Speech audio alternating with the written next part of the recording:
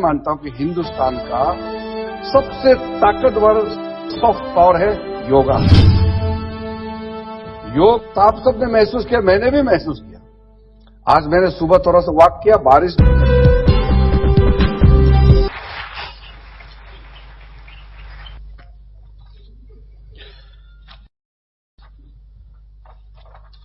आयुष मंत्री आदरणीय सर्बानंद सोनोवाल जी, डॉक्टर जितेंद्र सिंह जी,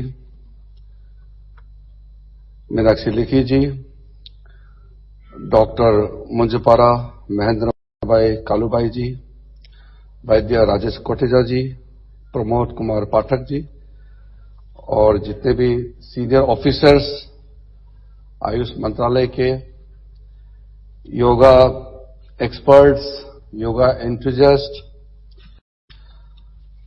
और इस कार्यक्रम में जुड़े हुए अलग अलग क्षेत्रों से आए हुए सभी को नमस्कार।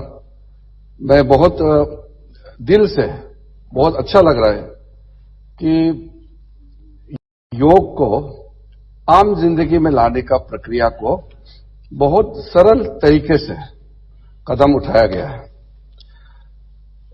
चीज को जितना भी अच्छा हो, लेकिन उसको हम टेक्निकल बहुत कठिनाई में फंसा कर रखेंगे तो वो आप धारण नहीं कर पाएंगे किसी भी चीज का।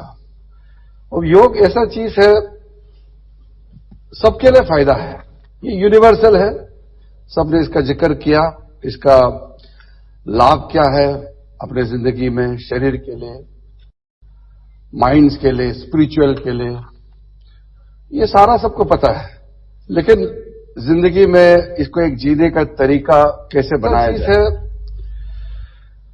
डिजिटल जमाने हैं और इस डिजिटल वर्ल्ड में स्पिरिचुअल के लिए हम किस प्रकार से अपने जिंदगी को ढाल रहे हैं सबको पता है।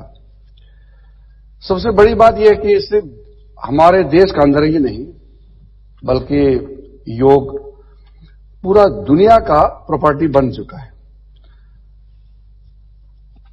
और जब ये यूनाइटेड नेशंस के माध्यम से इंटरनेशनल डे ऑफ योगा मनाया जाता है तो हमको अंदर से गर्व महसूस होता है कि ये योग भारत का विश्व को उपहार दिया है, ये भारत की तरफ से गिफ्ट और दुनिया ने इसको अपनाया है।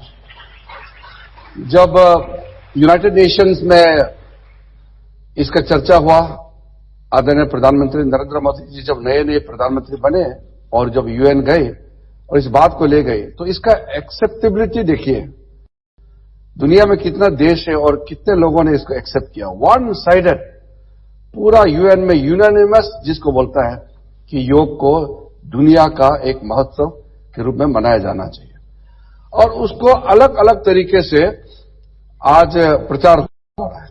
मेरा सिर्फ इतना ही कहना है कि क्योंकि हमारे भारत से योग गए हैं तो इसका एक तरह से उसका स्टैंडर्ड सेट करने का जो प्रक्रिया है वो हमको ही तय करना चाहिए। ऐसा नहीं हो कि हर आदमी योग सिखाने लग जाए।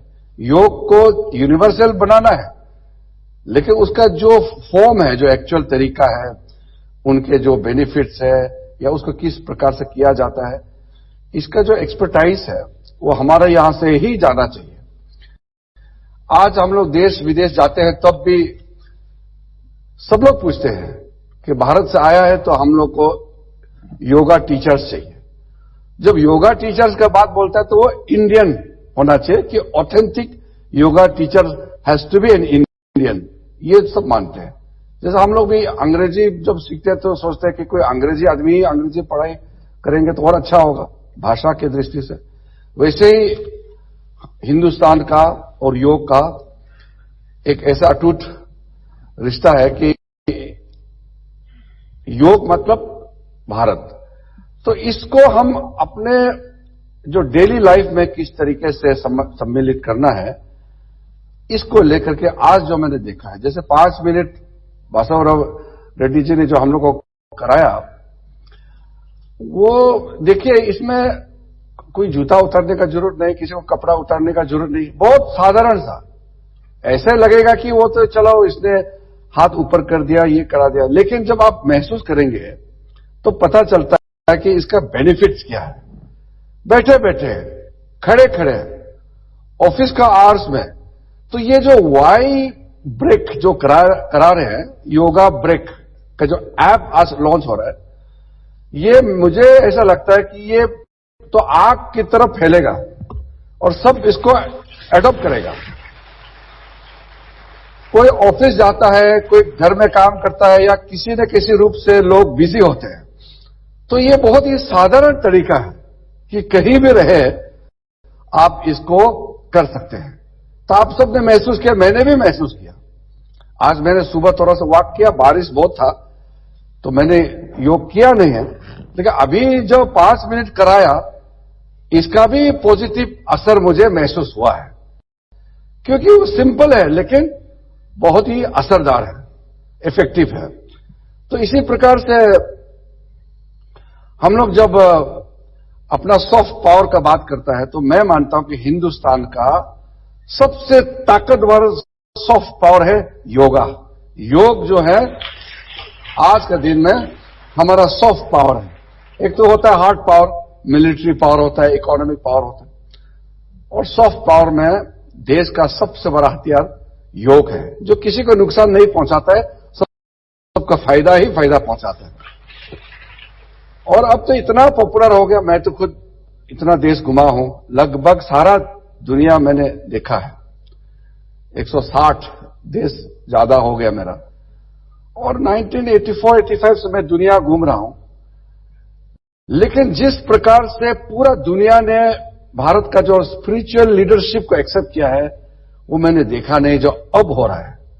ये बहुत बड़ी बात है, एक नेचुरल लीडरशिप है। हम कॉन्कर करके मिलिट्री ताकत दिखा के दूसरा का दिल नहीं जीत रहे हैं। हम योग के माध्यम से, हमारे कल्चरल हेरिटेज सॉफ्ट पावर के माध्यम से लोगों का दिल जीत रहा है। तो आज मुझे विशेष करके बहुत ज्यादा कुछ कहना नहीं है, लेकिन एक संतोषजनक भाव आता है, क्योंकि आयुष मंत्री के रूप में मैंने काम किया है। तो ये मंत्रालय जो है, आयुष मंत्रालय जो है, ये नया है। आदरणीय प्रधानमंत्री जी ने सोचा कि भारत का जो परंपरा है, इसको आगे बढ़ाने के लिए भी कुछ हमको कदम उठाना है। तो योग और आयुष का जो सिस्टम है, चाहे वो आयुर्वेद हो, चाहे वो होम्योपैथी हो, चाहे यूनानी हो, नेचुरोपैथी हो, चाहे वो सिद्धा हो, या वो चाहे सवारिकपा हो, ये सारा सिस्टम, इसको शेप देने के लिए एक मंत्रालय बनना चाहिए। ये नए मंत्रालय है, न्यू मिनिस्ट्री, और इसका आयुष मिनिस्ट्री दूसरा जो पुराना मिनिस्ट्री जैसे बहुत बड़ा मंत्रालय भी नहीं है, बहुत ही सीमित इसमें काम करने वाला लोग है, बहुत ही सीमित है। राजेश कोटेचा जी सेक्रेटरी है, खुद वैद्य है, और मैं तो हमेशा पहले जब मैं मंत्री था तो भी कहता था कि वो राजेश जी यहां नौकरी नहीं करते, वो मिशन मोड में है, मिशन में लगे हुए हैं कि इसको कुछ करना है, प्रधानमंत्री जी का सपना, उसका जो ऑब्जेक्टिव को पूरा करना है। तो कम होते हुए भी जो आयुष मंत्रालय का जो टीम है, छोटा टीम है, मगर बहुत असरदार, बहुत इफेक्टिव और बहुत ही मेहनती वाला डेडिकेटेड टीम है आयुष मंत्रालय में, जितना भी ऑफिशियल मैंने देखा है। मैं यहां इनका हॉस्पिटल में भी गया, डॉक्टर मैडम यहां बैठी है, all India institute of Ayurveda science का मैंने देखा है, बाकी कश्मीर में गया, यूनानी का सेंटर देखा, जगह जगह जो जितना मुझे मौका मिला, बहुत असरदार है। हम ही इज्जत नहीं देते हैं, हम लोग ही अंग्रेजों का दवाई के पीछे पड़े हुए हैं। अपना ही देश में पूरा इलाज पड़ा हुआ है, अपने यहां पूरा हेरिटेज है, हमारे कल्चरल हेरिटेज है, ये हमारा ट्रेडिशन है, इसी को हम खुद मान्यता नहीं दे रहे, जो आदरणीय प्रधानमंत्री जी ने मान्यता देने का शुरुआत किया। तो मैं बधाई देता हूं सारा मंत्रालय को।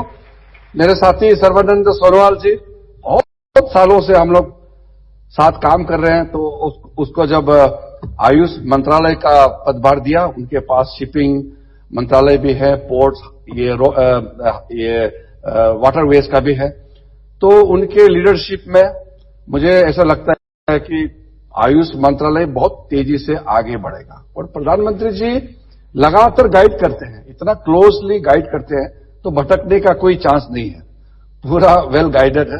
मुझे लगता है कि आयुष मंत्रालय इसके माध्यम से हम सबको, पूरा देश को लाभ पहुंचाने वाले हैं। आखिरी में हम जब फिटनेस या वेलनेस का, हेल्थ का बात करते हैं, तो ये आयुष मंत्रालय का जो भी सामग्री है, जो चाहे वो च्यवनप्राश हो, चाहे आयुष 64, कोविड के दौरान कितना काम आया, बहुत लोग इसका चर्चा भी नहीं किया, लेकिन मुझे मालूम है सबसे ज्यादा डिमांड यही थे, क्योंकि इसका कोई इलाज था नहीं। तो अपना इम्यून सिस्टम को बूस्ट करने के लिए आयुष का जो प्रोडक्ट है, इसका भरपूर डिमांड देश भर में हुआ है और इसका असर भी देखा है। और टेक्निक के लिए कितना क्या असर है उसका अभी चर्चा करने का विषय नहीं है, लेकिन इतना असरदार मैंने कहीं और नहीं देखा। तो आयुष का माध्यम से जो योग का काम चल रहा है, और योगासन को हमने जो स्पोर्ट्स डिक्लेयर किया है टेक्निकली, क्योंकि उसको एक फॉर्म में लाना है, तो योगासन को अब स्पोर्ट्स डिक्लेयर हो गया। तो मैं मानता हूं कि ये कोविड अभी धीरे धीरे ठीक हो रहे हैं, तो 1 साल या 1.5 साल के अंदर में हम योगासन, क्योंकि वो स्पोर्ट्स हो गए हैं, तो उसका एक वर्ल्ड चैंपियनशिप भी इंडिया में ही आयोजित करना चाहिए। पॉपुलैरिटी, पब्लिसिटी करना चाहिए, इसको आगे बढ़ाना है। और फिट इंडिया मूवमेंट जो आज से 2 साल पहले लॉन्च किए थे, वो आज एक मुहिम बन चुका है, मूवमेंट बन चुका है। तो फिटनेस के लिए, फिट इंडिया मूवमेंट के लिए योगा से बढ़कर और कोई हो नहीं सकता है। योगासन ही और योगा का जो फॉर्म है, ये फिटनेस का सबसे बड़ा दवाई है।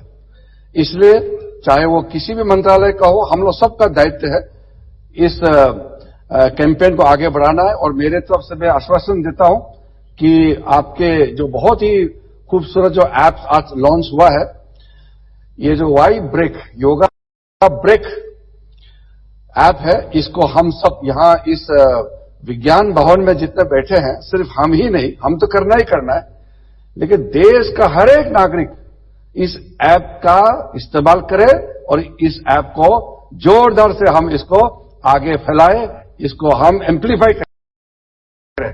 मेरे यही दुआ है कि ईश्वर से कि हम अपना काम में हम सक्सेस हो, और आयुष मंत्रालय का जो भी काम होगा, मैं तो इसमें काफी करीब से जुड़ा हुआ था, तो इमोशनली हर चीज से मैं कनेक्टेड हूं।